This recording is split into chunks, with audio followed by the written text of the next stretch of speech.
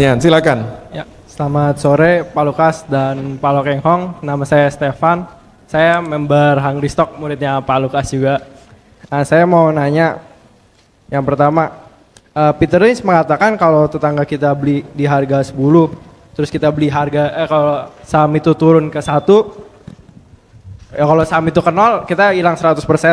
Nah, saya mau tanya ke Pak Lo, bahwa perusahaan yang Pak Lo beli itu kenapa bisa tidak akan bangkrut?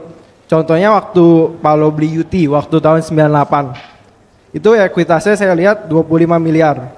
Kasnya 366 miliar dan rugi dalam 2 tahun itu terakhir utang jangka pendeknya itu 3,3 triliun. Dan dia juga melakukan restrukturisasi. Yang research di Harvard mengatakan bahwa kemungkinan suksesnya hanya 22%. Ya, saya mau tanya decision itu sih Pak, yang waktu tahun 98 beli UT waktu ekuitasnya 25 triliun dan dia kemungkinan tidak bisa bisa membayar utang jangka pendeknya. Ya, gitu. Oke, satu dulu aja ya, biar gantian Stefan. Baik, jadi pertanyaannya dari Stefan, waktu Bapak beli UT Pak, kenapa dengan probability kebangkrutan cukup tinggi tapi ternyata nggak bangkrut juga gitu? Mungkin apa pertimbangannya? Saya belum tahu menurut Harvard tingkat keberangkutannya berapa?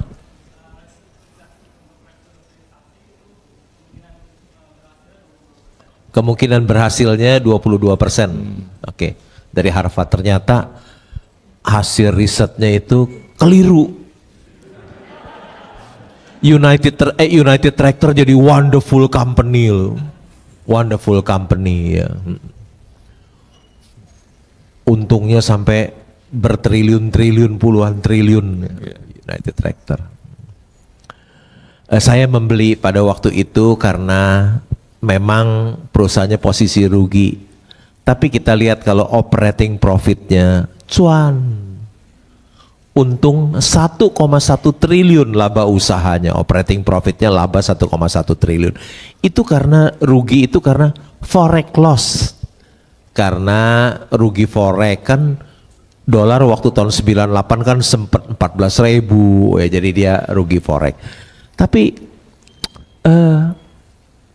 forex loss itu bisa berubah jadi forex gain kalau rupiahnya bukan permanen ya. Jadi kalau rupiahnya menguat jadi forex gain, balik untung lagi. Jadi yang paling penting itu operating profitnya, usahanya masih untung 1,1 triliun, laba usahanya masih untung waktu itu.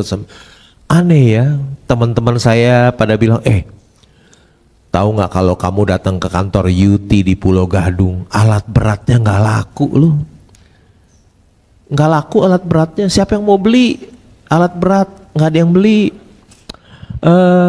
Lihat, sepi. Datang ke Cakung deh United Tractor, sepi, nggak laku.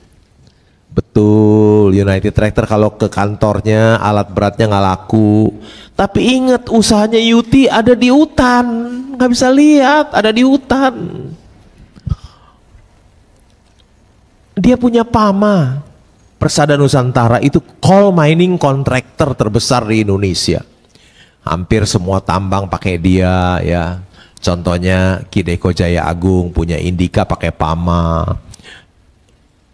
Indo Tambang Megaraya juga pakai PAMA kontraktornya.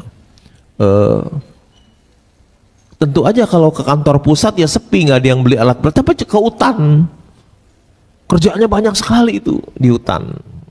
Lagi ngambilin batu bara ya. Utangnya dolar, ada forex loss. Tapi kan kontrak dia, coal mining kontraktornya, kontraknya semua dalam US dollar. Sebetulnya natural hedge, secara alamiah dilindungi ya, jadi nggak usah takut ya. Makanya saya berani seluruh uang saya 100% di satu counter itu, karena harga saham 250, laba usaha per saham 7.800, mana ada lagi itu seperti berlian yang dijual harga kerikil. Suruh beli cicil-cicil, enggak lah, diversifikasi enggak, semua saya dorong semua, karena nggak bisa beli yang lain, nggak bisa melakukan diversifikasi, nggak bisa, karena laba usaha per saham 7.800, harga saham 250. Itu seperti bukan beli Mercy harga bajai, itu beli berlian harga kerikil gitu. Jadi Harvard pun salah. Oke.